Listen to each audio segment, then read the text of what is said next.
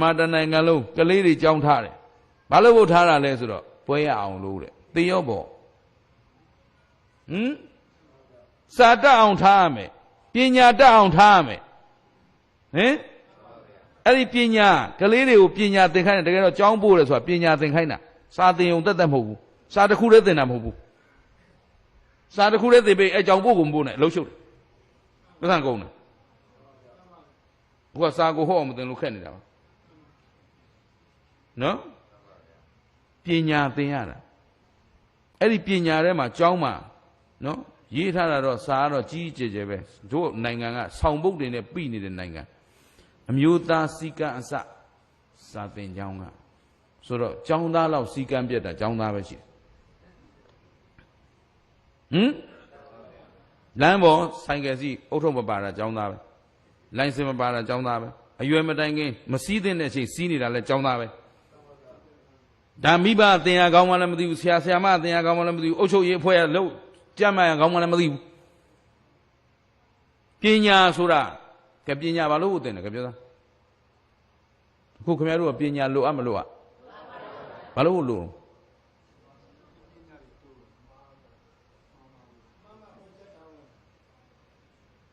ညီသွားပညာလိုအပ်မလို့อ่ะဘာလို့ဖို့လို့တော့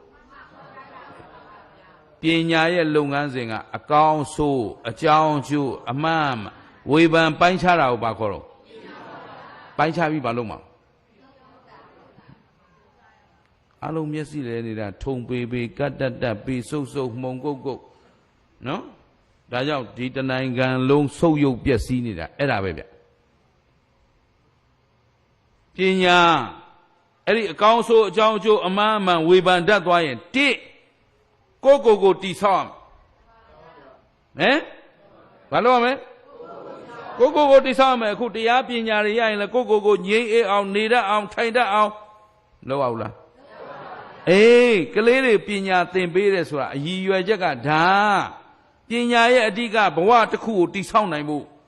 အဲ့တော့အ ਨੇ ဆုံးနေတတ်ထိုင်တတ်သွားတတ်လာတတ်စားတတ်တောက်တတ်ပြောတတ်ဆိုတတ်လှုပ်တတ်ကိုင်တတ်ကြံတတ်စီတတ်အဲ့ဒါပညာအတန်းပြောတာမဟုတ်ဘူးဘယ်နှတန်းအောင်မလဲမေးမနေနဲ့ဟင်နာလဘိန်းတုံးတိုင်းပြီ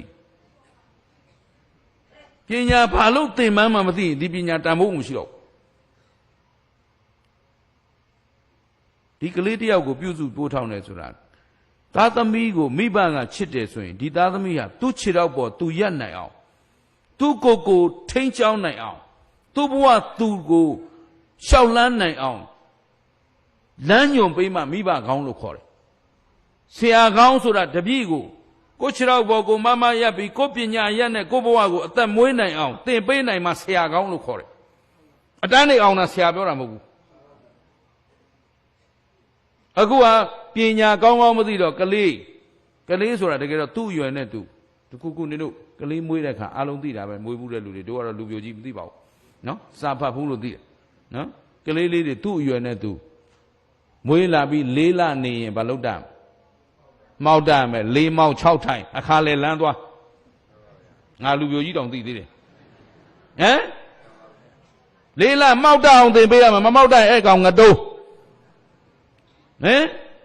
6လ4မောက်6လထိုင်နိုင်ရမယ်အခါလဲလန်းသွားမယ်စကားစပြောမှာမပြောပါရဲ့အဲ့ကောင်ဒါမှသူ့ဘဝရက်တည်လို့ရမှာဟုတ်နားလဲလားအဲ့ဒီတိုင်းသင်လာခဲ့ရရင်သူ့ရွယ်နဲ့သူထမင်းစားတတ်အောင်မသင်ရဘူးလားအေးစားတတ်အောင်ဝါပြီးခွန်းတယ်နောက်သူ့လက်နဲ့သူစားတတ်အောင်သင်ပေးရတယ်အဲ့ဒီတိုင်းပဲကြောင်းထားလိုက်တယ်ဆိုတာလည်းဒါပဲသူ့ခြေတော့ပေါ်သူရက်တည်နိုင်မို့သင်ရတာအဲ့ဒါခမရတို့ကစာသင်ရခြင်းရည်ရွယ်ချက်ကြောင်းထားခြင်းရည်ရွယ်ချက်မသိတော့ဒီကလေးကိုသွားပို့သွားကြိုမူလာထမ်းကလေးလှုပ်လိုက်တာတက္ကသိုလ်အထိမပြီးဘူးအလကားပညာရေးနဲ့အလကားမိဘအရွယ်ရောက်တဲ့ဒီသူ့ခြေထောက်တော်သူရန်တည်နိုင်အောင်မလုပ်ထားတဲ့အတွက်ဒီမိဘဒီသားသမီးကိုအညွန့်ချိုးပလိုက်တာနဲ့အတူတူပဲသူ့ဘဝသူတင်းချောင်းနိုင်ရမယ်အဲ့တော့စားကလေးကမိဘများထိန်ချောင်းမှုဆရာသမားများသင်ကြားမှုမမှန်တော့အရွယ်ရောက်တဲ့ကလေးတွေထိန်မရသိမ့်မရဥစဉ်ပြောမကောင်းဆိုမကောင်းပညာတတ်အောင်သင်မပေးလိုက်လို့ဟေ့ နင်တို့လိုက်ကြည့်နေရမှာမဟုတ်ဘူးအချိန်ပြည့်သူတို့16 18သူတို့ကိုသူတို့ထိန်းနိုင်ရမယ်သူတို့ဘဝသူတို့လမ်းကြောင်းရမယ်ဘယ်ဟာအမှားဘယ်ဟာအမှန်သူတို့သိရမယ်သိအောင်သင်ပေးမှပညာနားလည်ပါလားသဘောပေါက်ပါလားဦးဇင်းကတော့နည်းနည်းပြောတာမှန်ပါတယ်နော်မှန်မပါလို့လည်းမရဘူးနင်တို့စက်တင်နေငါမအော်လို့မရဘူးနော်အဲ့တော့အားလုံးခုဦးဇင်းပြောတာသဘောပေါက်လားအေးပညာနော်ပညာဆိုတာကိုယ့်ဘဝကိုတည်ဆောက်ဖို့နှစ်လောကကိုအကျိုးပြုဖို့လောကမှာပညာတတ်တွေများလာရင်အဲ့ဒီလောကပတ်ဝန်းကျင်ဟာတိုးတက်လာရမယ်ထွန်းကားလာရမယ်ငြိမ်းချမ်းလာရမယ်သာယာလာရမယ်ပြည့်စုံလာရမယ်ခုနင်တို့လွတ်လပ်ရေးရတာနှစ်ပေါင်း80ရှိပြီခုချိန်ဒီလမ်းတောင်မဖြောင်းသေးဘူးရေမိမစုံသေးဘူးနှစ်80ရှိပြီပညာမဲ့တိုင်းပြီဆိုတော့ဘယ်ရွာမှရေမိဘယ်မြို့မှရေမိမစုံသေးဘူး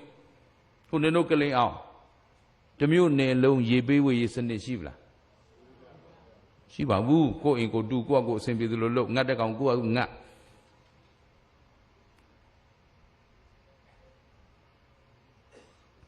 မြို့နယ်အလိုက်နိုင်ငံတိုင်းမှာခုဦးဇင်းတို့အမေရိကန်ရောက်တယ်ဩစတြေးလျရောက်တယ်ဘယ်နိုင်ဘယ်အိမ်မှကိုယ့်အိမ်ကိုရေတွင်းမတူအောင်မြေအောက်ရေကိုအလွတ်မဲ့သုံးဆွဲပိုင်ခွင့်မရှိဘူး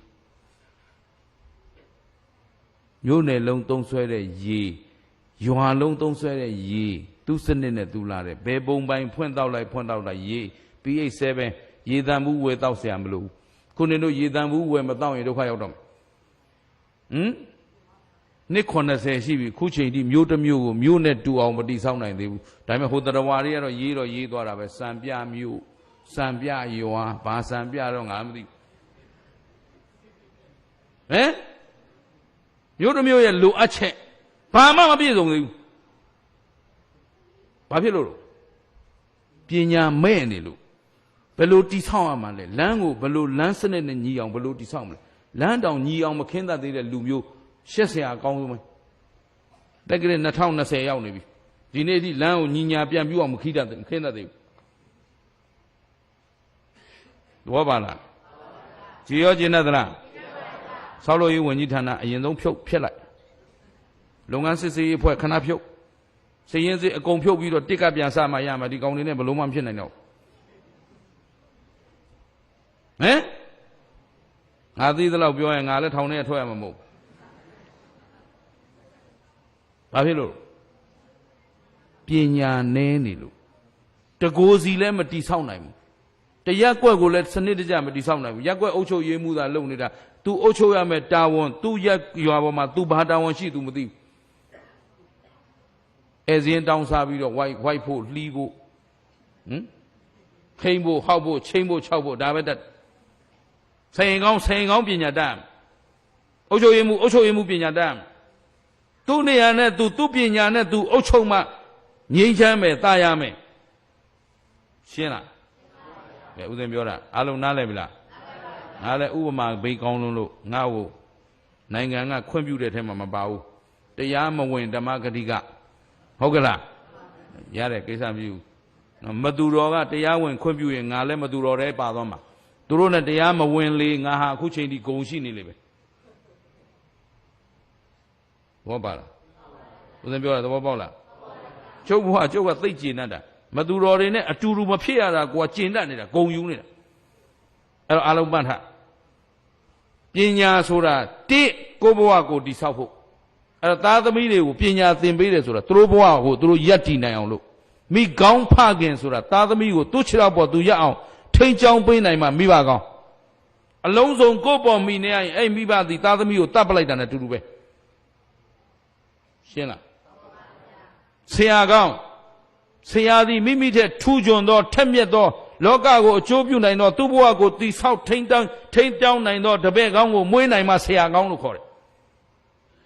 ဆရာလောက်မတတ်တဲ့တပည့်တွေကြီးမွေးထုတ်ပြီးဆရာသားခြံရင်နဲ့ပညာပဲရောက်တော့မှမသိတော့ဘောပါလားကြည်ရောကျင်တတ်သလားဆရာဆိုတာဘယ်လိုမျိုးမှနားမလဲတော့ဆရာသားခြံရသေးတယ်ကွ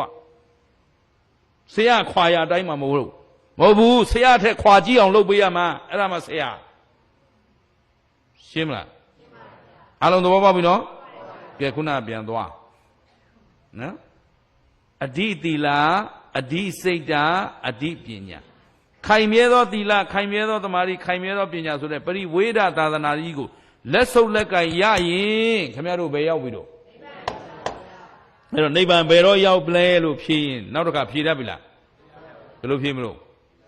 သီလသမာဓိပညာပြည့်စုံတဲ့အချိန်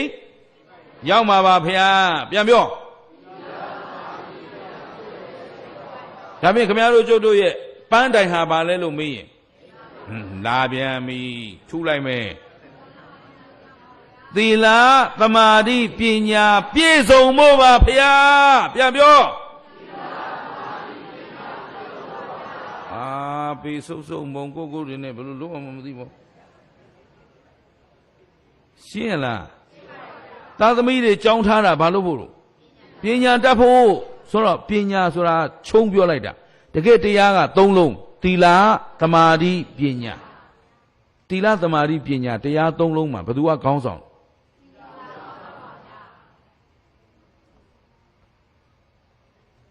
သီလသမာဓိပညာဘယ်သူကောင်းဆောင်ဗျာသီလဆိုတာဘယ်သီလကိုစောင့်ထိန်ရင်ကောင်းတယ်ဘယ်သီလရင်မစောင့်ထိန်เสียမလိုဘူးဆိုတဲ့အဆုံးဖြတ်ဘယ်သူကပေးမှာဒီသီလစောင့်ထိန်ရင်ဘယ်လိုအကျိုးရှိတယ်မစောင့်ထိန်ရင်ဘယ်လိုအပြစ်ရှိတယ်ဘယ်သူကပြောမှာအဲ့တော့ပညာမရှိဘဲနဲ့ဒီသီလထိန်ပါမလားကဲနောက်တော့ပြန်ရွေးကောင်းဆောင်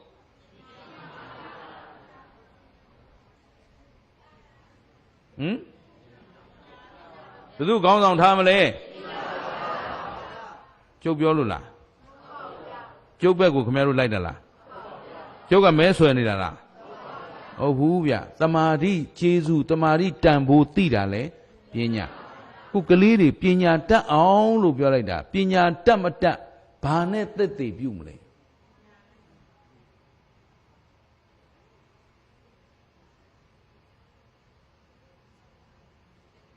လူတယောက်ကပညာတတ်မတတ်ပညာရှိမရှိဘာနဲ့သက်သေပြုမလဲ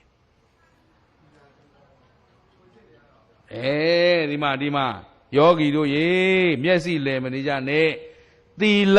သမာဓိနဲ့သက်သေထူရတယ်ဗျို့ရှင်းရလားကောင်လေးကဘွဲရလေးတော်ပါတယ်တဲ့တောက်တတ်တာလေးတစ်ခုပဲတဲ့ဘယ်တော့မှလူကြီးမတင်နဲ့၅ပါးမောက်သွားမယ်သူ့ဘဝသူ့တောင်မထိန်ကြောင်းနိုင်တာဘာပညာမှမတတ်ဘူးလက်မှတ်ပဲယူလာတာရှင်းလားပညာတတ်ဆိုတာသီလနဲ့ပြည့်စုံရမယ်တမာရီနဲ့ပြည့်စုံရမယ်ရှေ့တင်တစ်မျိုး၊ကွယ်ရာတစ်မျိုးမဟုတ်ဘူးငါအမျိုးတစ်မျိုးသူ့တစ်မျိုးမလုပ်ရဘူးအဲ့ဒါပညာမဲ့တွေအုပ်ချုပ်သွားလို့တိုင်းပြည်လုံးဘုရားရတာဖြစ်သွားတာနားလည်လားလူကြီးသားသမီးကြတစ်မျိုးလူကြီးမဟုတ်တဲ့ကောင်ကြတော့တစ်မျိုးဒီနေ့အထိခံနေရတော့မင်းတို့အဲ့ဒါပညာမဲ့တနေ့သူကိုယ်တိုင်ဒီဒဏ်ခံရမယ်ဆိုတော့ तू မသိဘူးရှင်းလားအဲ့တော့ပညာတန်ဖို့ပညာရဲ့အဆုံးဖြတ်ပညာရှိမရှိဘာနဲ့ကြည့်မလဲသီလသမာဓိနဲ့ကြည့်သမာဓိပါထည့်ပြောလူတယောက်ကိုသေမှချီးကျူးလို့ပြောတာအဲ့ဒါပြောတာဘယ်အရွယ်ရောက်ဖောက်သွားနိုင်တယ်ခုသူမင်းလား53နှစ်မယုံနဲ့အောင်အခေါင်းနဲ့ရောက်မှယုံချိန်ပြီးအခုချိန်ဒီမိမရခြင်းစိတ်ကလည်းပျောက်သေးတယ်မဟုတ်ဘူးနော်လောဘလားကားကောင်းကောင်းနေစီးခြင်းတော့ဩဇာကောင်းကောင်းနေဝှချင်တော့အလိုမကျတဲ့ဒေါသကလည်းခေါင်ခိုက်နေတာဒါကြီးကျုံမယုံနဲ့သူမင်္ဂလာတော်လိုက်တာမပြောနဲ့သိမပြောတမာရီရှင်းလားရှင်းတယ်တစ်မျိုး၊ကွယ်ရတစ်မျိုး၊ခုတစ်မျိုး၊တော်ကြတစ်မျိုးလိုတစ်မျိုးမလိုတစ်မျိုးလုံနေရင်တမာရီဖောက်ပြန်သွားတော့အခုအားလုံးဒီတမာရီဟာသစ္စာလို့ခေါ်တယ်ဘဝသစ္စာလောကသစ္စာအားလုံးကကိုယ်တာဝန်ကိုသစ္စာဖောက်လိုက်ကြတဲ့အတွက်တိုင်းပြည်လုံးရေစုံမျောသွားခုငါနိုင်ငံရေးစကားနည်းနည်းပြောဦးမယ်ပြောလို့ရမလားပြောကြည့်မယ်နော်ဒါပေမဲ့ငါမပြောဘူးနင်တို့ဆင်ခြင်ပြီးပြောနော်ဒီနေ့ဒီတိုင်းပြည်ကြီးကတိုးတက်နေလားဆိုးရုံနေ တရားဆွဲခံငါမပြောဘူးနင်တို့ပြောတာချမ်းသာနေလားဆင်းရဲနေလား66ကာကြီးနဲ့ညှိမယ်နော်နိုင်ငံတော်အသေးဖြတ်မှုလည်းနင်တို့ထည့်ပလိုက်မယ်နင်တို့ပြောတဲ့ဒီကောင်နင်တို့တာဝန်ယူရမှာတိုးတက်နေလားဆိုးရုံနေလားချမ်းသာနေလားဆင်းရဲနေလားအထက်တန်းရောက်နေလားအောက်တန်းရောက်ငါပြန်တော့မယ်နော်နေကြ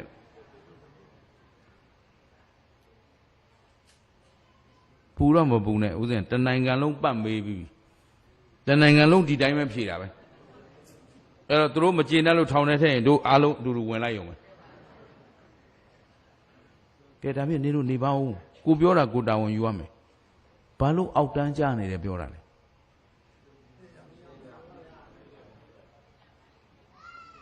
သီလရောပြည့်စုံရဲ့လားကလိန်အောင်မြို့လမ်းပေါ်သွားနေတဲ့လူလမ်းစည်းကမ်းနဲ့ညီသွားနေတာဘယ်နှယောက်ရှိတော့ဆိုင်ကယ်စီးလာတဲ့မตาလောင်းလေးတွေနော်ဆိုင်ကယ်ပေါ်ကကောင်အားလုံးမตาလောင်းတွေဘာလို့ဆိုတော့ဝင်ကျင်သလိုဝင်ထွက်ကျင်သလိုထွက်ဟိုမကြည့်ဒီမကြည့်ကိုယ်ကျင်သလိုကိုယ်ဟုတ်လားပညာမှမရှိပဲသူ့အသက်သူစောင့်ရှောက်ရကောင်းမှန်လမ်းစည်းကမ်းကိုစောင့်ရှောက်တာဒီကိုစောင့်ရှောက်တာပါလားအများကိုစောင့်ရှောက်တာပါလားလို့နားမလဲဘူးအဲ့တော့ကျင့်ဝတ်သီလနဲ့လမ်းပေါ်သွားတဲ့လူဘယ်နှယောက်ရှိတော့သာဓုဒီနိုင်ငံတနိုင်ငံပညာတတ်မတတ်ဆိုတာဒါကြည့်လိုက်နော်ကိုယ့်လက်ထက်ကအမိုက်စနစ်တကျတုံပြီးသိသိပြီးတော့အမိုက်ပြစ်တဲ့နေရာမှာဘယ်နှယောက်ပြစ်ကြတော့လမ်းပေါ်ကောက်လို့ကိုမနိုင်ဘူးသီလမရှိ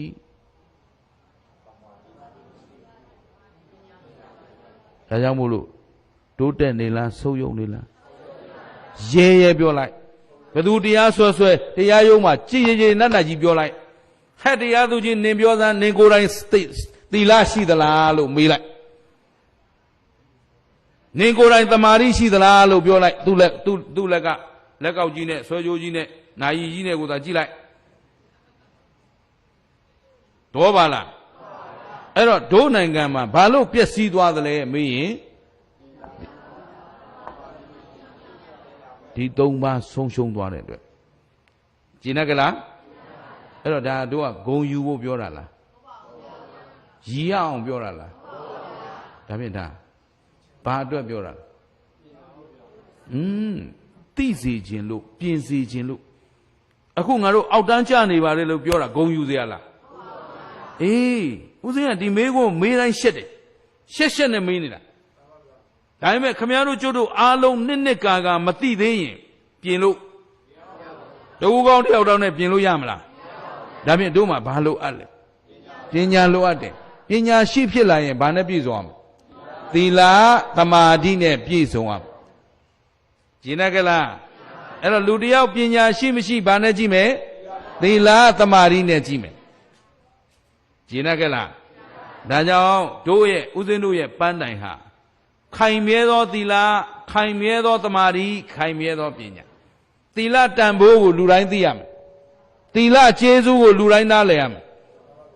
လူတိုင်းစီကံရှိမှငြိမ်းအေးချမ်းသာတာယာဝပြောမှုကိုရမယ်သမာဓိတန်ဖိုးကိုလူတိုင်းသိရမယ်သမာဓိကျေးဇူးကိုအားလုံးနားလည်ရမယ်သမာဓိကိုတန်ဖိုးထားသူတွေဖြစ်ရမယ်ရှင်းလားအခုတိုးတက်ကြီးပွားနေတဲ့နိုင်ငံတွေအားလုံးဦးဇင်းတို့လေ့လာခဲ့ပြီးပါပြီနိုင်ငံပေါင်း40ကျော်ဦးဇင်းသွားခဲ့ပြီအဲ့တော့တိုးတက်နေတဲ့နိုင်ငံတွေကြီးလိုက်တိုင်းမှာသူတို့အဖြေဒါပဲတွေ့တယ်စီကံသိပ်ကောင်းတယ်လမ်းပေါ်မှာမော်တော်ဘီကယ်စောင့်ကြရမလို့တို့စီကလည်းမော်တော်ဘီကယ်မစောင့်ပါဘူးပတ်စံပေးဖို့တောင်းတဲ့အလုပ်ပဲလုပ်တာပါနော်တို့မော်တော်ဘီကယ်လမ်းစီကံကြအောင်လူတွေကိုသင်ပေးနေတာမဟုတ်ဘူးသူကပတ်စံတောင်းဖို့တက်ဖွဲ့ထားတဲ့ဒွန်ဆန္နာဂိုင်းဘောပါလားဘာလို့တောင်းနေမှမသိဘူးအမျိုးဝင်မျိုးအတွက်ထိုင်ပြီးတောင်းနေတာမင်းတို့မျိုးကလက်မခံတဲ့နောက်နော်ဘာကွာနဲ့ပြစ်မနေနဲ့လို့တရောင်းစားငါတို့လက်မခံဘူးလို့ပြောလိုက်ရှင်းလားကြည်တမာတိကြီးခိုင်မာတဲ့တမာတိကိုတိဆောက်နိုင်မှရှင်းလားကိုယ်လုပ်ငန်းစဉ်ကိုတာဝန်ကျေရမယ်သစ္စာရှိရရှင်းလားလာဝကသစ္စာအကောက်ခွန်သစ္စာခုနိုင်ငံကာကွယ်ရေးအရန်အရေးကြီးနေတယ် ဗိုင်းရပ်စ်တွေကလည်းဝင်လိုက်ရင်ငါတို့ကတဖြုတ်ဖြုတ်ကလေးကုန်သွားမှာသူများနိုင်ငံတွေကဝင်ပြီးတော့တောင့်ခံနိုင်တယ်ဆိုတာငွေရှိတယ်ပညာရှိတယ်တို့စီမှာငွေလည်းမရှိဘူးစီကံလည်းဘာမှမရှိဘူးဘာမှမဖြစ်သေးလို့မဖြစ်သေးတာဖြစ်ရင်ကုန်ပြီရှင်းလားအဲ့တော့ယရနာမြေသုံးပါးရဲ့ဂုဏ်ကျေးဇူးလို့ယုံကြည်ထားပေမဲ့ပောဆနေလို့မရဘူးရှင်းတယ်ကလားကဲဦးဇင်းကအခုရွဲ့နေတာလားဖဲ့နေတာလားအဲ့တို့ပြောတာကိုရောကြီးကဖဲ့တာကွာဘယ်သူဖဲ့တာခုခမရတို့ကျုပ်တို့အောက်တန်းကြတယ်ပြောကျုပ်ကောမပါဘူးလားအေးကျုံနဲ့ရှက်ကွဲနေတာပဲဘယ်သူဖဲ့အောင်မှာတော့သဘောပါလားဒီနိုင်ငံသားဒီနိုင်ငံကိုချစ်လွန်းလို့ကိုဒီနိုင်ငံကိုကယ်တင်ဖို့ကြိုးစားနေတာရှင်းလားအဲ့တော့တို့တွေဘာပြည့်စုံဖို့လို့ပညာပြည့်စုံဖို့ပညာနဲ့ဘာကိုတည်ဆောက်မလဲသီလသမာဓိကျင့်တတ်ကြလားအဲ့တော့အချိန်မီဒါတွေမတည်ဆောက်နိုင်ရင်ငါတို့ဘဝနော်အောင်မြင်သူတွေဖြစ်မလားကြာရှုံးသူတွေဖြစ်မလားအဲ့တော့ကောင်းပြီဦးဇင်းတို့တို့ကောင်းတို့တွေဟာရထားတဲ့ဘဝသည်တည်မြဲတဲ့ဘဝလားမတည်မြဲတဲ့ဘဝလားအချိန်တန်ရဲ့အားလုံးသေမှာမသိဘူးလားကဲသေမဲ့တူတူပဲဖြစ်တယ်လို့နေကြတာပေါ့ကွာကောင်းမလားရေလိုက်ငါလိုက်ပေါ့ water follow အလုံးသိတယ်ကြည့်လားမိုးကားရေတောက်တာပေါ့သူများလက်စားကိုလည်းစားသူများလက်ထိုးကိုလည်းထိုးကောင်းလားဟာကောင်းတယ်ကောင်းရင်တို့ရေသက်ချပြီးပြန်ကြစို့တော့ဦးဇင်းတရားဟောစရာမလိုတော့ဟမ်သူများအကျင့်ပြက်ကိုလည်းပြက်မကောင်းလားကောင်းသလားမကောင်းရင်ဘာလုပ်မလဲပြင်သင့်မပြင်သင့်ပြင်ခိုင်းလို့ပြင်ရမှာလားပြင်သင့်တယ်လို့ယုံကြည်လို့ပြင်ရမှာဒါလေးမှတ်ထားဦးဇင်းကတရားပွဲတိုင်းမှာဦးဇင်းတို့သူတော်ကောင်းတို့ရဲ့ချွတ်ယင်းချက်တွေသိအောင်ပြောတယ်ရှောက်ရမယ့်ပန်းတိုင်ကိုတွေ့အောင်ပြတယ်အားလုံးကိုပြုပြင်လိုတဲ့ဆန္ဒတွေပေါ်လာအောင်တိုက်တွန်းတယ်ဒါပေမဲ့ဦးဇင်းပြောလို့ပြင်လိုက်ရတယ်ဆိုတာမျိုးဖြစ်စီရခုဥမာဩဃာသကရောကျုံးနဲ့ကရောကြပြီးတော့သီလတောင်းကြတဲ့အခါအဟံဗန္တိတိတရဏိတာသဟဆိုပြီးတောင်းတယ်ဘုန်းကြီးတွေကယမဟာဝရမိတာဝရိထဆိုပြီးတယ်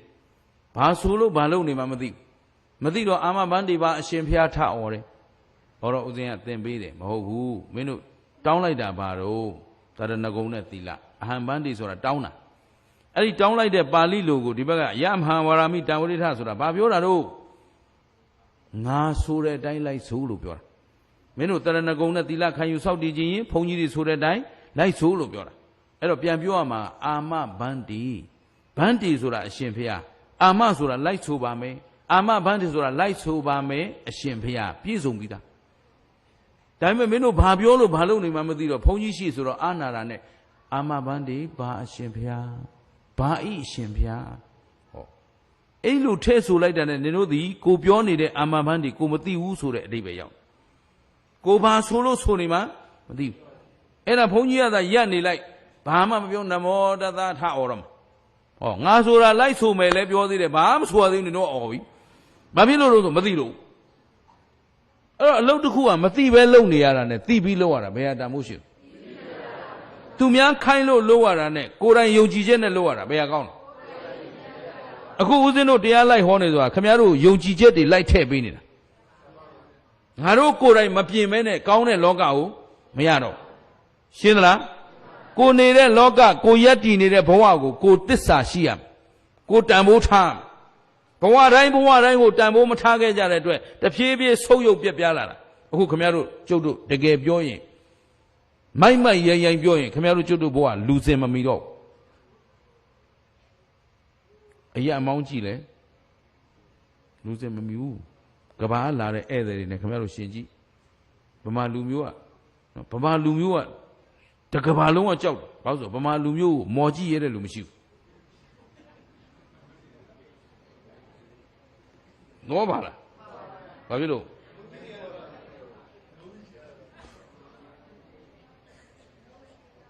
အကုန်လုံးငပုတွေကြီးပဲဖြစ်နေတာကိုကြည့်လိုက်ရင်ခါလဲအားရင်ဗလာကြည့်တော့လဲဘိန်းစားတာကိုလူမျိုးကိုဘလို့ထူတော်မဲ့အခုလူငယ်တွေကိုတကယ်လူငယ်အာမှန်နဲ့ဇာတိမှန်နဲ့ဒါထည့်ပေးဖို့ဘာပညာရေးရမှလည်းသင်ပေးတော့လမ်းပေါ်မှာစေသမားဘိန်းစားကလီကဝအမလီဆိုင်ကလေးတပြောပြောနဲ့လုံနေသူတို့ဘဝဟုတ်တယ်ထင်တယ်ဒီနိုင်ငံကြီးမှာထူထောင်စရာတွေပြုပြင်စရာတွေလုပ်ငန်းစဉ်တွေအများကြီးရှိတယ်ရှင်းလားသဘောပေါက်သလားလူစင်မမီဘူးဆိုတာအရာမောင်းလဲလူစင်မမီဘူးခွန်အားဗလာလဲလူစင်မမီဘူးဉာဏ်ပညာလဲလူစင်မမီဘူးသီလသမာဓိလဲလူစင်မမီဘူးဘယ်တောင်းကကြည့်လိုက်တို့နိုင်ငံမှာအဖက်ဖက်ကပြည့်စည်နေအဲ့တော့ဒါကိုဂုံယူဝမ်းမြောက်စွာနဲ့ငါတို့ကဒီအမွေဆိုးကြီးပေးခဲ့မှာလားတို့လက်ထက်မှာအကောင်းဆုံးဖြစ်အောင်ပြင်သင့်သလားဆိုတာကိုယ့်အကိုဆုံးဖြတ်ကြရှင်းလားကဲတော့ရေလိုက်ငားလိုက်ပဲသွားမလားကောင်းအောင်လုပ်မလားအခုတရားလာနာတာဘာလို့တော့ကောင်းအောင်လုပ်ချင်လို့ဟုတ်ကလားကဲဒီတော့တနေ့တို့တွေဟာသေခြင်းတရားနဲ့မလွဲမသွေ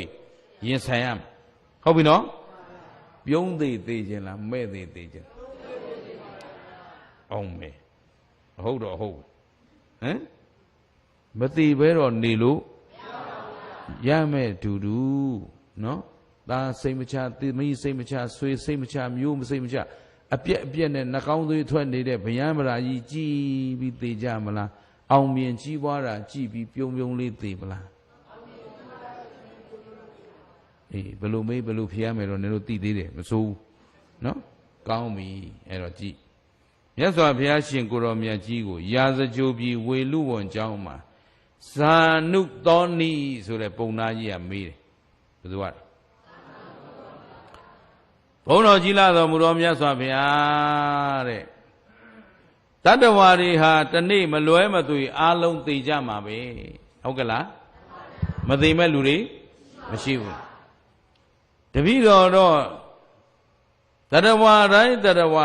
သေမာကြောက်တဲ့လူတွေကြီးပဲလို့ထင်ပါတယ်ဟုတ်ပလားဟဲ့ပါတယ်ခုနင်တို့သိခြင်းမလားသိနိုင်ပြီလားသိရဲပြီလားမေကွန်၃ခုသိခြင်းပြီလားသိခြင်းသေးဘူးမသိခြင်းသေးဘူးလို့သိမင်းကိုတားထားအကြောင်းချတိုးလေးပြောထားငါမသိခြင်းသေးဘူးနော်ငါအိတ်နေတော့လေမဖြတ်နဲ့ရမလားမရပါဘူးဗျာဒါဖြင့်သိရမလားမသိရဘူးလားသိရပါဘူးဗျာဘယ်အချိန်တော့သိပါဘူးဗျာမသိရင်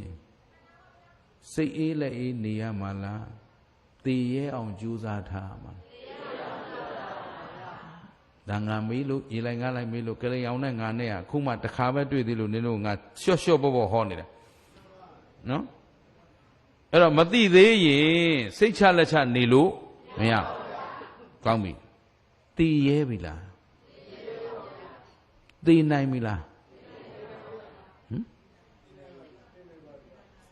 ဣဇေဝကိစ္စမာတဗံကောဇင်ညာမရဏံသူဝေ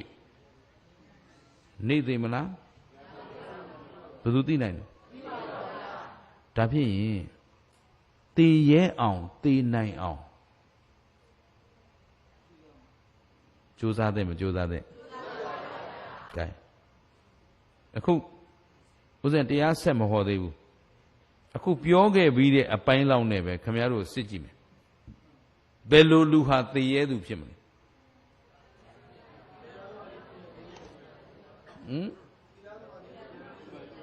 သာဓုဗျာမဆိုးခင်ဗျားတို့တရားနာနေတာပဲ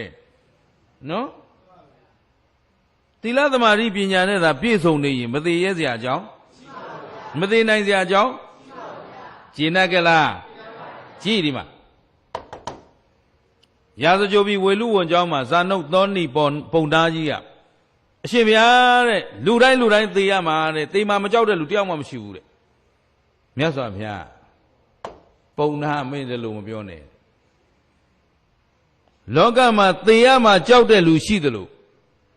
သေရမှာမကြောက်တဲ့လူလဲကျင်နေသလားကဲအခုတို့ကမြတ်စွာဘုရားဟောမဲ့တရားကိုဆက်မဟောသေးဘူး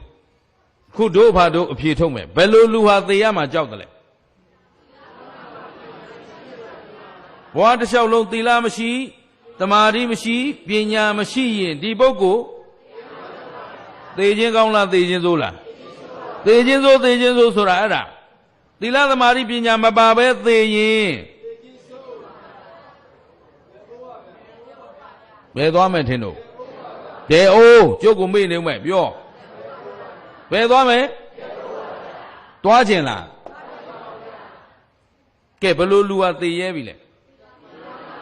အေးသီလသမာဓိပညာနဲ့ပြည့်စုံတဲ့လူကဘယ်ချိန်သေးသေး everywhere every time ready for die ဘယ်နေရာဘယ်ချိန်ဖြစ်ဖြစ်ကြိုက်တဲ့ချိန်သေလိုက်ငါမှ ready ပဲသီလအတွက်လည်းစိုးရိမ်စရာသမာဓိအတွက်လည်းပူပန်စရာပညာအတွက်လည်းနှောင့်နှေးစရာ ready for die ရှင်းလားအားလုံးသဘောပေါက်လားကောင်းပြီအခုမြတ်စွာဘုရားဟောတာလေးနဲ့နှိုင်းရှင်ပြီးသွားပုံနာတဲ့လောကမှာသေမာကြောက်သူလည်းရှိတယ်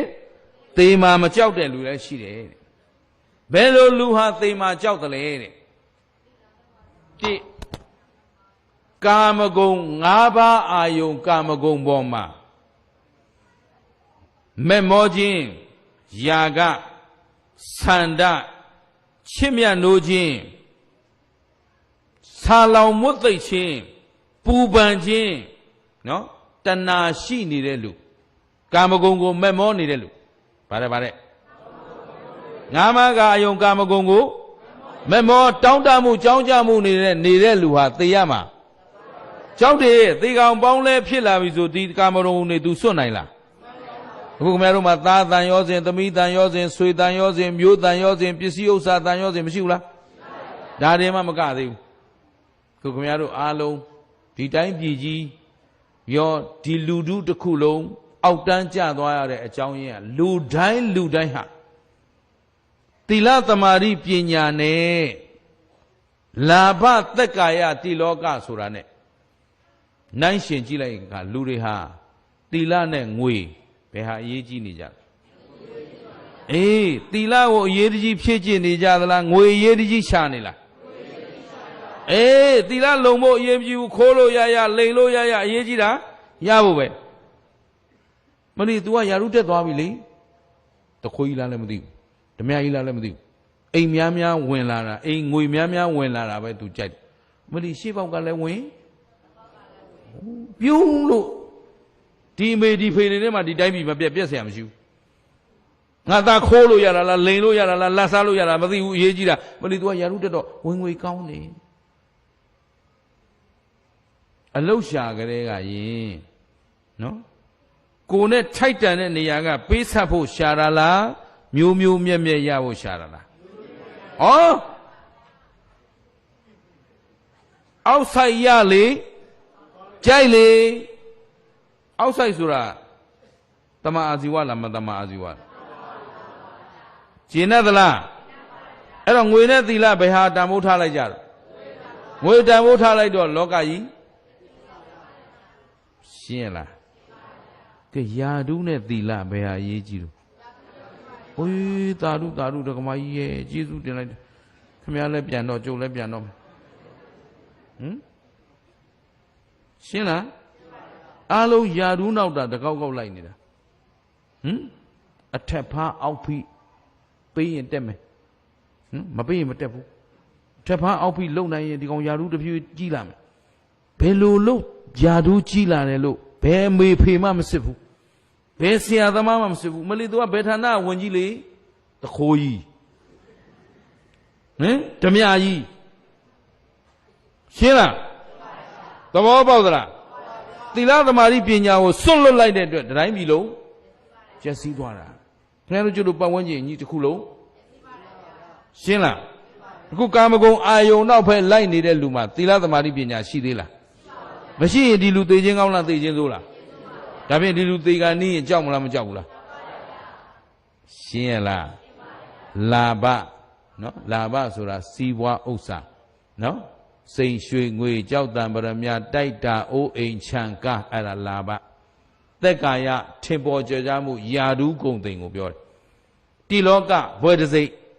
မဟုတ်တာတွေအကုန်လုံးပြီးရင်လက်မှတ်ယူမဟုတ်တာတွေအကုန်လုံးပြီးရင်လက်မှတ်ယူလက်မှတ်ကလည်းမဟုတ်တဲ့နည်းနဲ့ရတာကိုပေးရတာပဲရှင်းလားသဘောပေါက်သလားဂုံပြုတ်ခံခြင်းနဲ့ချီးမွမ်းခံခြင်းနဲ့ကိုတော်ကြီးမကြည့်လို့ဒီစိတ်ကြီးနေထိုင်နေတာပြန်လာရင်နှုတ်ဆက်သွားအောင်ဟာဦးယူဆရာတော်ပင့်ပြီးတော့ကျေးဇူးတင်လိုက်တော့ငါလုပ်တာဘယ်သူမှသူတို့အေးမလုပ်ပဲပြန်သွားဘုန်းကြီးမလုပ်ရှင်ပင်သာပင်မနဲ့ဘယ်သူဒီအကြီးတွေသူတို့ပြောလိုက်တော့ပါလားဟိုမှာလက်မကြီးတွေနဲ့ဟမ်ပြန်ရင်နှုတ်ဆက်သွားနော်ဟိုကျေးဇူးတင်လိုက်တော့ဆရာတော်တရားနာဒီလိုနာချင်တာပြောရင်တော့လွယ်တာမဟုတ်ဘူးနင်ခွင့်ပြုချက်ကလည်းရတာမဟုတ်ဘူးငါတို့မကြည့်ချက်ပြီးလုပ်ရတာမှန်တော်တော်လှုပ်ထားတာဒါတွေပြည့်စုံဖို့မလီငါတို့ခေါင်းမို့နော်ဟိုမှာခေါင်းတောင်ပြောင်းနေသဘောပါလားအဲ့ဒါသူတို့ချီးမွမ်းခံခြင်းနဲ့အလုပ်တစ်ခုလုပ်ပြီးရင်ချီးမွမ်းခံခြင်းတာချီးမွမ်းမဲ့လူမရှိဘူးဆိုရင်တော်ပြီဘုန်းကြီးစိတ်ပြက်တယ်လုပ်ရှင်တော့ဘယ်သူမှအသိမှတ်ပြုတာမဟုတ်သူတို့ပြောနေကြ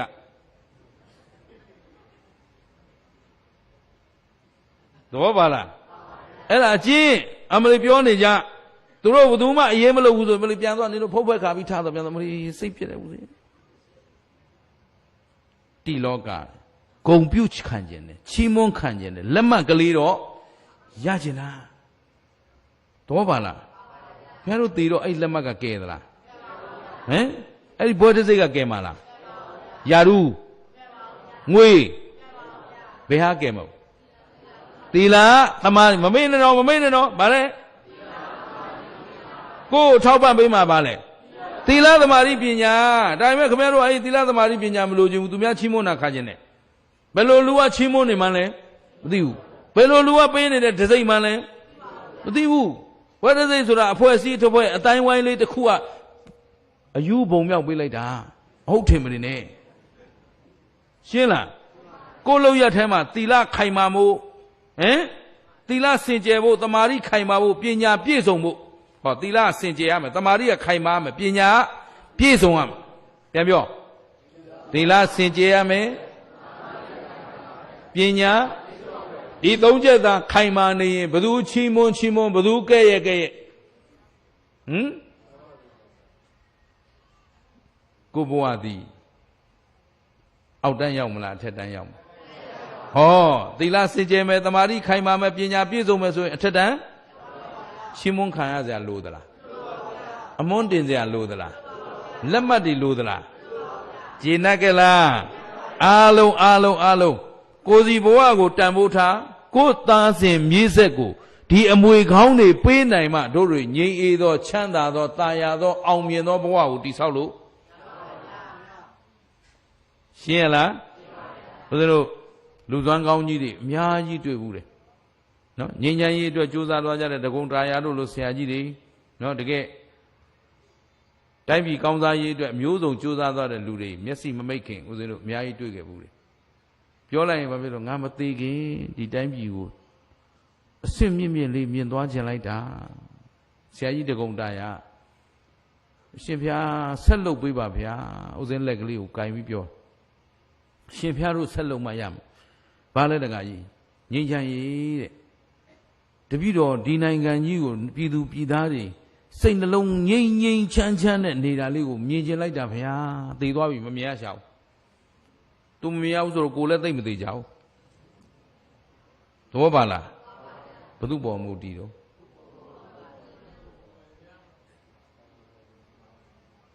လူတိုင်းမှာတာဝန်မရှိဘူးလားကျုပ်တယောက်တည်းတာဝန်ရှိတာလားသဘောပါသလားအားလုံးကိုစီငြိမ်းချမ်းလို့တဲ့စိတ်ရှိရင် ငြိမ်းချမ်းမှုရနိုင်မရနိုင်အောင်မြင်လို့စိတ်ရှိရင်အောင်မြင်လို့စိတ်အောင်မြင်တဲ့ဘဝကိုရမလားမရဘူးလားအဲ့တော့ကိုယ့်ဘဝကိုလာဘသက်ကာယတိလောကဆိုတဲ့ငွေတွေယာဓုတွေဂုံနောက်လိုက်ရမှာလားသီလသမာဓိပညာနောက်လိုက်ရမှာအခုပြောတဲ့အတိုင်းလေးမှတ်သွားနော်နောက်မှအစဉ်ပြေသလိုကြည့်လို့ကြပေါ့အဲ့တော့ကာမဂုဏ်အာယုံနောက်လိုက်လို့ရင်ပြုံးသိမလားမဲ့သိမလားနေ့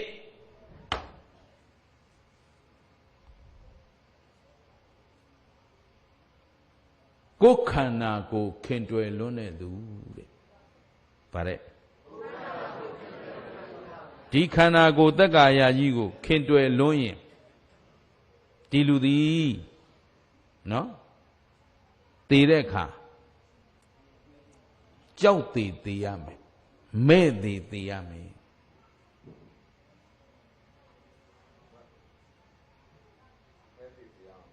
တော့ပါနော်ဘာလို့လဲအခု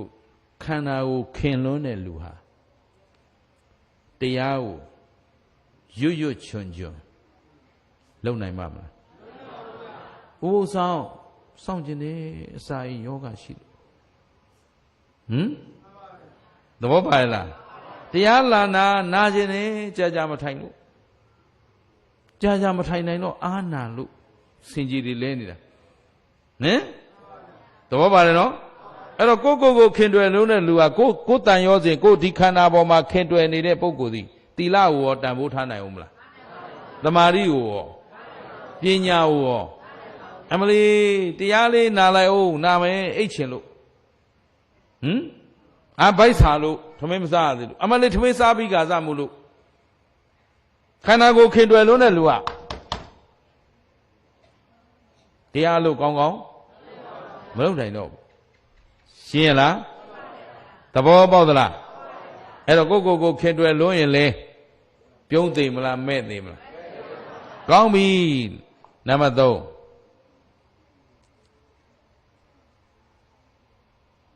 ကုသိုလ်မရှိ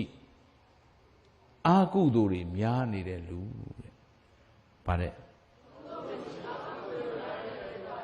တသက်လုံးကာယဒုစရိုက်ဝစီဒုစရိုက်မနောဒုစရိုက်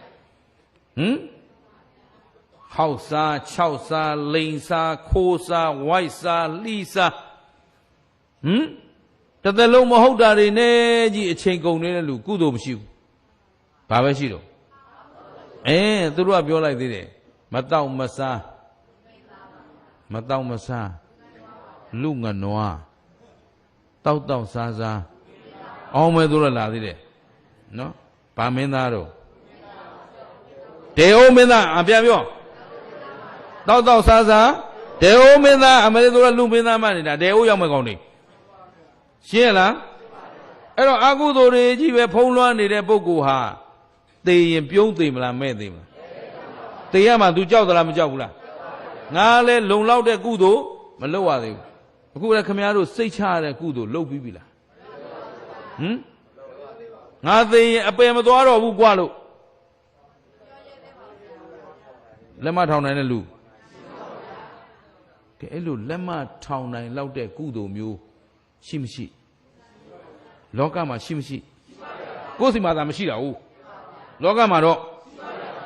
ကျင်သလားခင်ဗျားတို့အားလုံးကြားဘူးနာဝါရှိပြီးသားလူတွေကြီးပဲသုတဝါအရိယသာဘကောသောတာပတ္တိမဲသောတာပတ္တိဖို့မဲကုသိုလ်ဖို့ကုသိုလ်သာရထားလက်မထောင်ပြီးပြုံးကလေးသေလိုက်လို့ရှင်းလားဒါဖြင့်ကိုယ့်ဘဝကိုခိုင်မာအောင်တိဆောက်ထားလို့ရနိုင်မရနိုင်စိတ်ချရအောင်လုပ်ထားလို့ဒါဖြင့်စိတ်မချလက်မချသေကြမလားစိတ်ချလက်ချသေနိုင်အောင်လုပ်ရမလားဒါဖြင့်လုံလောက်တဲ့ကုသိုလ်ပြည့်စုံအောင်ဒါကြောင့်မြတ်စွာဘုရားရှင်ကိုရောမြတ်ကြီးကသဗ္ဗပါပတ္တအကရဏမကောင်းမှုမှန်သမျှမလုပ်ကြနဲ့မပြောဘူးလားဘာလို့ပြောတာလဲအေးအကုသိုလ်ဖြစ်တော့ဘာဖြစ်လဲ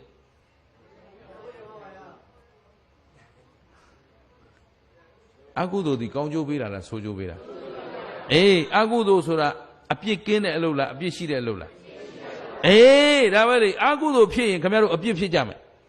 အပြစ်ဖြစ်ရင်အပြစ်ရဲ့ဒဏ်အပယ်လေးပုံမသွားဘူးလားအပယ်လေးပုံလည်းသွားရမယ်ချမ်းသာရမလားဆင်းရဲရမလားအကုသိုလ်သည်အပြစ်ရှိ၍ဆင်းရဲချိုးကိုပေးတတ်တယ်ကုသိုလ်သည်အပြစ်ကင်း၍ချမ်းသာတဲ့အကျိုးကိုအဲ့တော့တို့ရွေးချယ်ကြလိုက်လေအပြစ်ရှိတဲ့အလုပ်လုပ်မလားအပြစ်ကင်းတဲ့အလုပ်လုပ်မလားဆင်းရဲတဲ့အလုပ်လုပ်မလားချမ်းသာတဲ့အလုပ်လုပ်မလားအခုတို့အောင်တို့လုပ်နေတဲ့ဒီလာဘသက်ကာယတိလောကဆိုတဲ့ကာမဂုဏ်နောက်ကိုလိုက်ပြီးတော့သီလပယ်သမာဓိပယ်ပညာပယ်ပြီးသွားနေတဲ့အလုပ်တွေဟာအပြစ်ရှိမရှိချမ်းသာရမလားဆင်းရဲရမလားငွေတွေပုံထားယုံနဲ့ချမ်းသာသလားယာရုတွေကြီးနေယုံနဲ့ယာရုကြီးနဲ့ပုံနေရတဲ့လူတွေတပုံကြီးပဲဘယ်မှမသွားရဲမလာရဲမပြောရဲမဆိုရဲမထွက်ရဲမဝင်ရဲရှင်းလားယာရုကရောချမ်းသာရသလားဘွဲတသိက်ကရောကျင်နာကလားဒါဖြင့်တို့တွေနေရတဲ့အခိုက်ကလေးမှာစကားပြောကုသိုလ်ရအောင်ပြောလို့ရနိုင်မရနိုင်စိတ်ကကြံမယ်ကုသိုလ်ဖြစ်အောင်ကြံလို့ရနိုင်မရနိုင်ဒါကြောင့်ဥစဉ်ပြောတယ်ခင်ဗျားတို့ကျုပ်တို့အတွက်ဘဝတန်တရားကပေးလာတဲ့အရင်အနည်းတွေရှိတယ်ဒီဘဝမှာကိုယ့်ဘဝကိုတိဆောက်ဖို့နော်တီထောင်ဖို့အရင်အနည်းတွေကိုစီပါပြီးသားအဲ့ဒီအရင်အနည်းပါလဲသိလားလူတိုင်းဒန်းတူရထားတာအခွင့်အရေး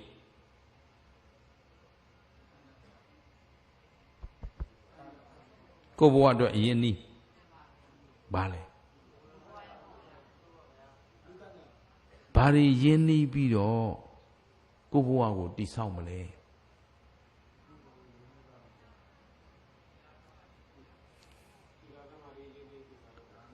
သီလသမာဓိပညာဥစ္စာရှာရမယ်ဥစ္စာနော်မျက်စိလည်နေမှာဆိုလို့အဲ့ဒီသီလသမာဓိပညာကိုဘာနဲ့တိဆောက်ယူမလဲ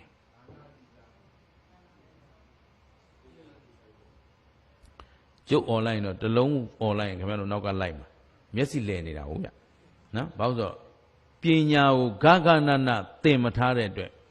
ဘယ်နေရာမှာဘာသုံးရမယ်ဆိုတာခင်ဗျားတို့ဒါလေးအစင်ချော်နေတာဗုဒ္ဓဘာသာဝင်တွေအားလုံးစကလုံးတွေကတော့အကုန်သိပြီလားဥစဉ်တလုံးလေးစပေးလိုက်ခင်ဗျားတို့နောက်ကလိုက်လာမှာနော်ကိုဘဝအတွက်တကယ်အရင်နည်းကဘာလဲကံဉာဏ်ဟောလိုက်လာမှာလို့ပြောတာနော်ကံဆိုတာအတိတ်ကံကိုပြောတာမဟုတ်အခုနေတိုင်းခင်ဗျားတို့လုပ်နေတဲ့ကာယကံဝစီကံမနောကံမရှိဘူးလားအဲ့ဒီကံသုံးပါးကိုကိုယ်တိုင်စိတ်တိုင်းကြရွေးချယ်ပြီးလုပ်လို့ရနိုင်မရနိုင်ကိုယ်နှုတ်ကထွက်တဲ့စကားကုသိုလ်ဖြစ်အောင်ပြောခြင်းလေအကုသိုလ်ဖြစ်အောင်ပြောခြင်းကောဘယ်သူပေါ်မူတည်တာလဲအဲ့ဒါကိုမပိုင်ဘူးလားအဲ့ဒီကံခင်ဗျားတို့ကိုယ်ပိုင်တရားကိုယ်ပိုင်အရင်နီးဘာမှမပိုင်ဘူးထအောင်မနေနဲ့ပိုင်နေကိုယ်ကံကိုပိုင်နေရှင်းလားကိုလုံးမဲ့ကာယကံအပြစ်ကင်းအောင်လုပ်လို့ရနိုင်မရနိုင်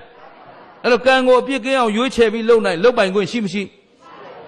ကံလုပ်တိုင်းအကုသိုလ်ကင်းနေရမယ်ကုသိုလ်ဖြစ်အောင်လုပ်နေရမယ်လို့လုပ်လို့မရဘူးလားအဲ့ဒါအရင်နီးပေါ့ကာယကံမနောကံစိတ်ကလေးကြံတာဆိုတို့ဗုဒ္ဓဘာသာမှာတကယ်တော့ပြင်းချိန်တော့မရဘူးပြင်းလိုက်တာဘာလို့မှမသိဘူးဆိုအဲ့ဒါဗုဒ္ဓဘာသာမဟုတ်လို့ဗုဒ္ဓဘာသာဝင်တယောက်ဆိုဒီချိန်ငါအားနေတယ်ဆိုတာနဲ့မေတ္တာပို့နေမယ်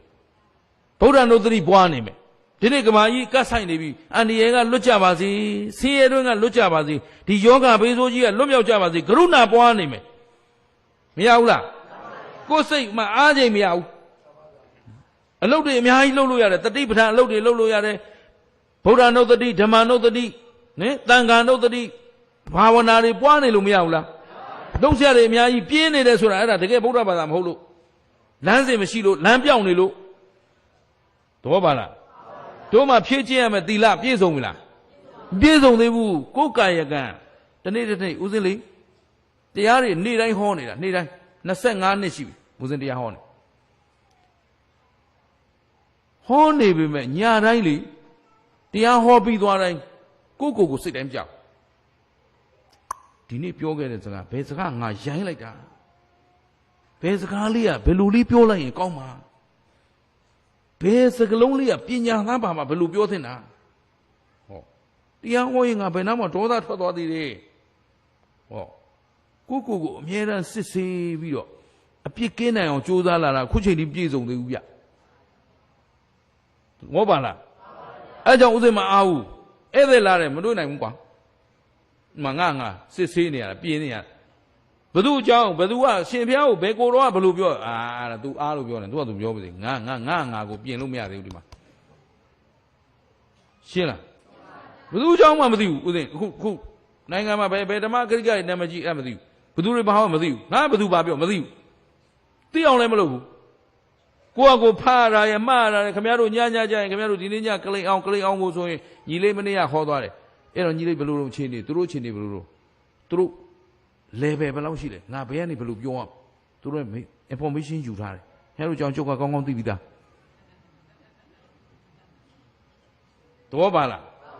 အဲ့တော့မှသူတို့ကိုဘယ်လိုပေးခဲ့မယ်ဘယ်လိုထိထိရောက်ပေးမယ်တနေ့မှတရက်တစ်ခါတနေ့မှတစ်ခါမှတရက်တော့ဒါအကြောင်းညီညွတ်လို့တွေ့ရတနိုင်ငံလုံးကျိုးလည်းပတ်ပြေးနေတာဥစဉ်ဝါသနာပါတဲ့အလုပ်ကတကယ်လုပ်ချင်တဲ့အလုပ်ကတရားစခန်းလေးပေးပြီးတော့နိဗ္ဗာန်ရောက်ချင်တဲ့ပုဂ္ဂိုလ်ဝိပဿနာလုပ်ချင်တဲ့လူကိုဝိပဿနာကမ္မထမ်းပြပြီးကိုယ်တိုင်လည်းအားထုတ်ပြီးအေးချမ်းတကယ်တော့တယ်လီဖုန်းလိုင်းတောင်မမိတဲ့တောရဆောက်တနေရာမှာနေချင်တာတကယ်စိတ်ရင်းတိုင်းဆိုအဲ့ဒီလုပ်ပဲလုပ်ချင်တယ်ဒါပေမဲ့အခုဒီထက်ကကိလေသာမနေနိုင်ဘူးဒီဟာတွေပေဆုပ်မှုံကုတ်နော်အုတ်ကြားမြက်ပေါက်ကလေးကဝဖြစ်နေတာမကြည့်ရဘူး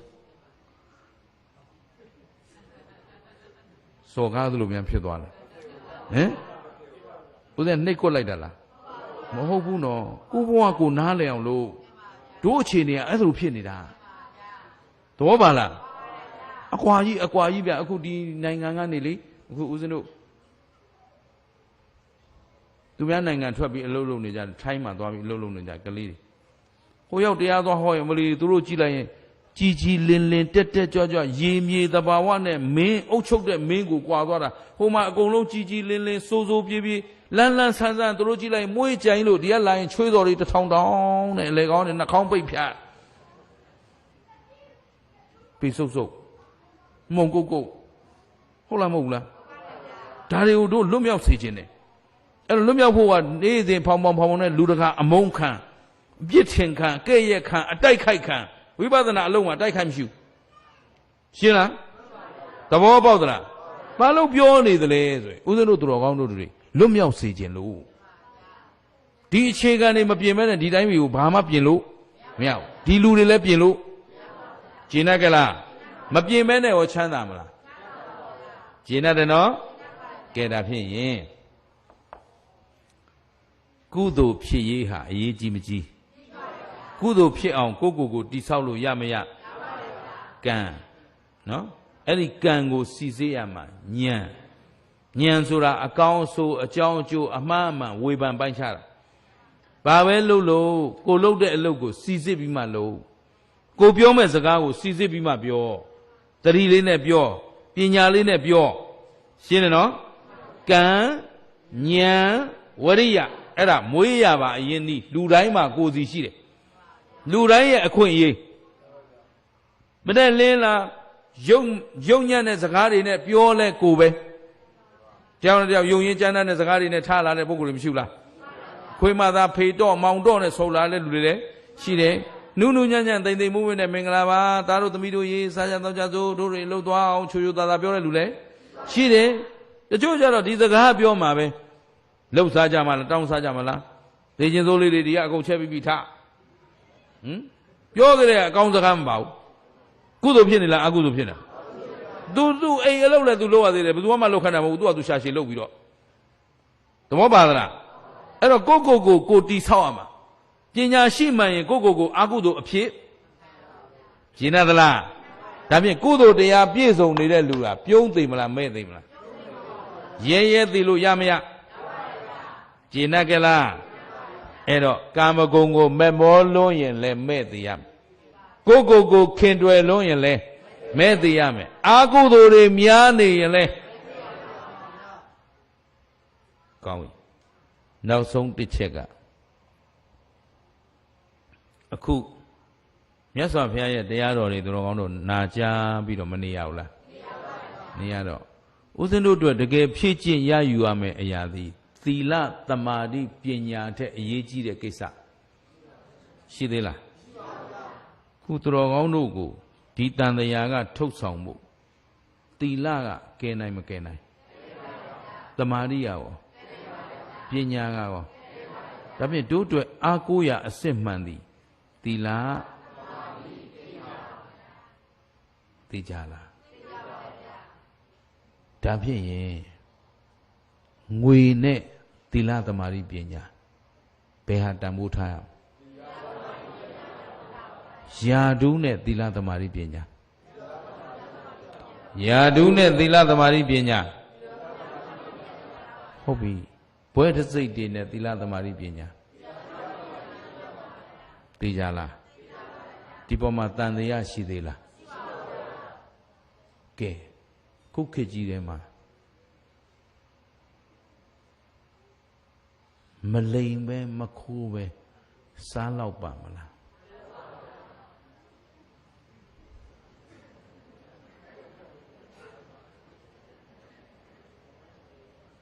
ချက်ချင်းအဖြေကပြောင်းသွားတယ်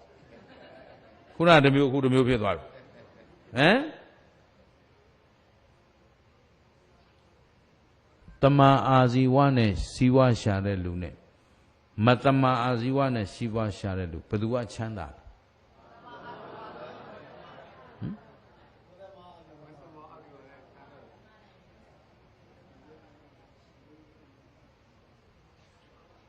သူတော်ကောင်းတို့ဖြေတဲ့အတန်ထဲမှာတတန်နဲ့ထွက်မလာတော့ဟုတ်ကလားတချို့ကမတမန်အာဇီဝနဲ့ချမ်းသာတယ်တဲ့တချို့ကတမန်အာဇီဝနဲ့မချမ်းသာတယ်တဲ့အဲ့ဒါဝီစီကိစ္စသူတော်ကောင်းတရားအပေါ်မှာတန်တရားရှိနေတဲ့လူဟာကြောက်သေးသေးရမယ်ကဲဒါဘယ်သူကပြောတာလဲမြတ်စွာဘုရားပြောတာကျုပ်ပြောတာမဟုတ်ဘူးဘယ်သူကပြောတယ်မြတ်စွာဘုရားကာမဂုဏ်အာယုန်တွေမမောတဲ့လူကလည်းကြောက်သေးသေးရကိုခင်တွယ်လို့ရင်လည်းကြောက်သေးသေးရမယ်အာကုသိုလ်တွေများနေရင်လည်းတရားပေါ်မှာတန်တရားရှိနေရင်လည်းဘယ်သူကပြောတယ်မြတ်စွာဘုရားဘုရားမလို့နဲ့တို့တငယ်ချင်းမဟုတ်ဘူးမြတ်စွာဘုရားဘယ်သူကပြောတယ်ဘယ်သူကိုပြောတာလဲ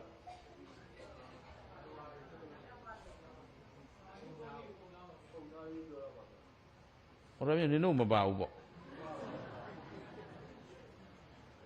ဒီနေ့တရားနာနေတာဘယ်သူတော့မတတ္တဝါတွေတဲ့သူတို့မဟုတ်သလိုကလိန်အောင်တရားကိုမနာရသေးဘူးသူတို့ဒီမှာတို့ကတော့ဘုရားရှင်ရဲ့သားတော်တစ်ပါးအနေနဲ့သူတော်ကောင်းတို့ကိုဘုရားရှင်ကိုစားလာပြီးတော့ဟောရတာဖြစ်တဲ့အတွက်ကိုယ်ပိုင် idea တွေကိုယ်ပိုင်ဝတ္ထုတွေထုတ်လို့မရဘူးဗျမြတ်စွာဘုရားရဲ့ပိဋကတ်တော်တွေကထုတ်လုပ်ပြီးဟောရတယ်ဇာနုသောနိယမေးတယ်ဘယ်သူကိုမေးတာလဲမြတ်စွာဘုရားကိုမေးတယ်ဟုတ်တယ်နော်ဟုတ်ပြီအဲ့ဒီဇာနုသောနိရောခုရှိသေးလားမြတ်စွာဘုရားရောဒါဖြင့်ဇာနုသောနိယမေးပြီမြတ်စွာဘုရားကိုဘယ်သူအတွက်မေးတာလဲအေးတပည့်တော်အတွဲလို့ခံယူမှတို့ကိုမထက်နဲ့ရှုပ်လုံးလို့